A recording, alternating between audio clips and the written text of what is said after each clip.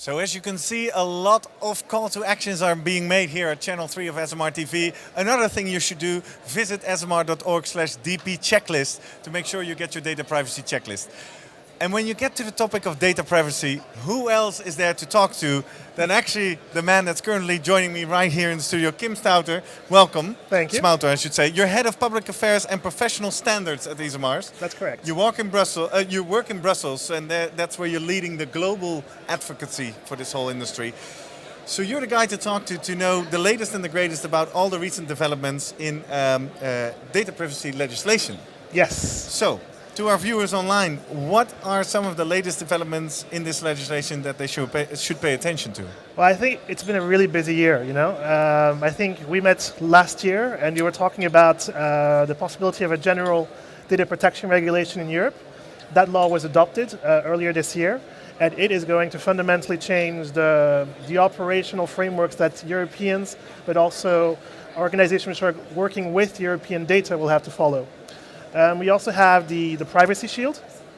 So that's a piece of legislation which is being brought into place in August to enable data transfers between Europe and the United States. And that's a very important piece of legislation which is re-enabling data transfers between two very important data markets. All right. Well, let's zoom in a bit. The first one, what kind of measures are in there that affect market researchers?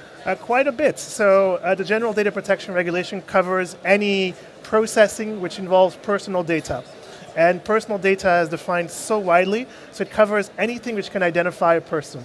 So it can be anything as a telephone number. It can even be an IP address, so your computer's own address can consider to be personal data. So it particularly puts all kinds of requirements in terms of how you can process that data, what you can do with the data, who you can share it with, and it also makes the requirements that it's the company which is responsible for making that data secure.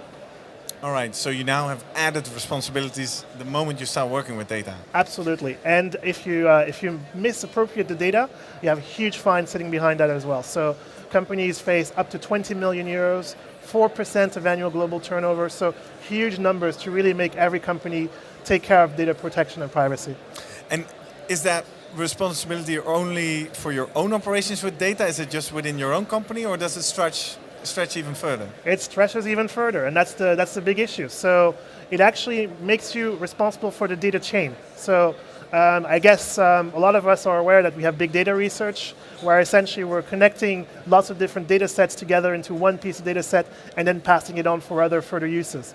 And actually, the new legislation makes you responsible for what happens later on, what happens with your partners. So it makes it much more complicated to ensure that you follow the right data protection requirements. Exactly. So if you have missed it until now, this is an important wake-up call, right? Kim is making the wake-up call here. Dive into it. Huge wake-up call. I mean, the DP checklist is there to really help people to address some of the requirements, and we're going to be working very hard to get even more guidance out to our members and to the rest of the industry, because this is one piece of legislation we can't afford to run afoul of. To overlook, yeah. Hey, and you also just mentioned the Privacy Shield. Can you highlight the key things that we should pay attention there? Yeah, I mean, it's quite important to understand that Europe has a way of approaching data protection and privacy, which essentially requires that any data leaving the European continent has to go to a country which essentially offers the same adequate level of protection. The United States doesn't offer, according to the Europeans, that adequate level of protection. So when the safe harbor was destroyed, we didn't have a legal way to transfer data between Europe and the United States. The Privacy Shield aims to fix that problem. It's amending that gap. Exactly. Okay. So that actually means that it's now easier again for companies to transfer data between the US and Europe. Exactly. So companies can now sign up to the Privacy Shield again, and hopefully this particular shield will survive legal scrutiny. All right. Well, thanks, Kim. This is a great short little update. Again, mention that URL one more time if they want to reach out to you or want to dive deeper into this. Where should they go? ESMR.org, DP checklist. That's the place to get the data protection checklist. And on SMR, you go to the knowledge and standards and the government affairs section of our website. And that's where you find all about this. That's where you find everything. Well, thank you very much for joining us here on Channel 3. Thank you so much.